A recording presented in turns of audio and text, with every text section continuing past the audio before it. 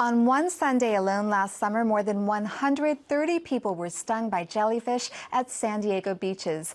Encounters with the slimy creatures are likely to increase because, as marine biologist Lisa Ann Gershwin explains in her new book, Stung, jellyfish are taking over the ocean, leaving a trail of destruction she compares to an angel of death. She joins me now. How dramatic is the evidence that jellyfish blooms are getting bigger? Well, it's really interesting because many places around the world that are disturbed by overfishing or warming water or pollution or whatever, we're seeing shifts away from fish and towards jellyfish blooms, and we're seeing fantastic evidence of these jellyfish blooms in these environments. For instance, there was a week this summer in Australia where over 8,000 people were treated for stings, where normally maybe only 1,000 people would be treated in an entire summertime. So, you know, we're seeing these sorts of things, and that alone isn't the evidence, but it's a component. And we're seeing a lot of these cases around the world where jellyfish are getting sucked into nuclear power plant intakes and desalination plants and ships.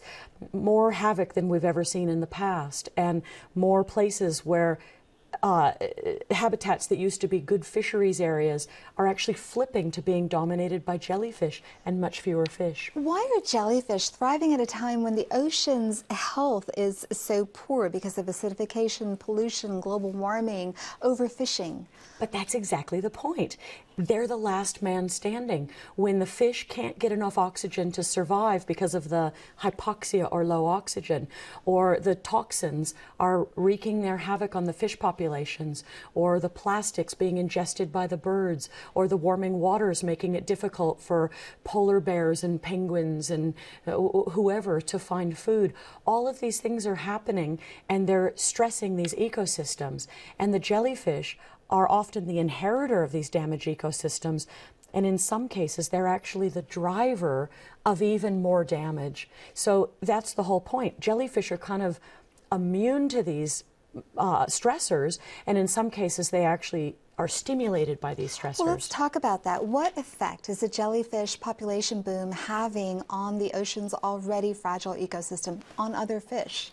Well, jellyfish do this incredible thing, which we call the jellyfish double whammy, where jellyfish actually fish up the food chain. So they're kind of at the bottom of the food chain. They're sort of primitive organisms, but unlike the normal food chain we think of, where big things eat little things, and fast things eat slow things, and smart things eat dumb things, jellyfish actually eat the eggs and larvae of species smarter, bigger, faster than themselves, and they also eat the plankton that those larvae would eat. So this double whammy of predation and competition is very, very good at wiping out ecosystems quite quickly. We are looking at jellyfish off the coast of Point Loma, the Black Sea nettle, which is really very native to near this and area. dear to my heart.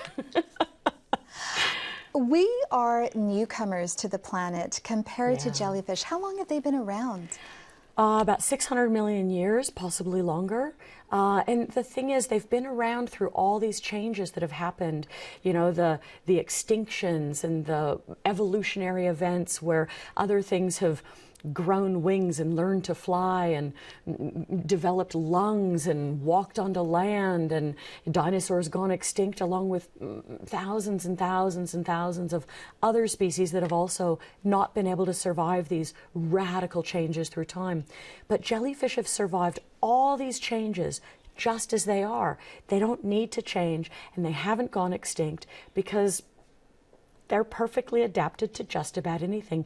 They're kind of the ultimate survivors, and they are winning in this race right now that all these stressors that we're doing to our ecosystems, they're winning.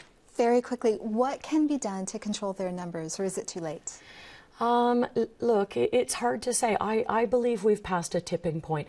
I believe that now it's more a matter of slowing it down before we get to a really crummy place where we don't like our oceans at all. Lisa Ann Gershwin, thanks for coming on the program. Pleasure.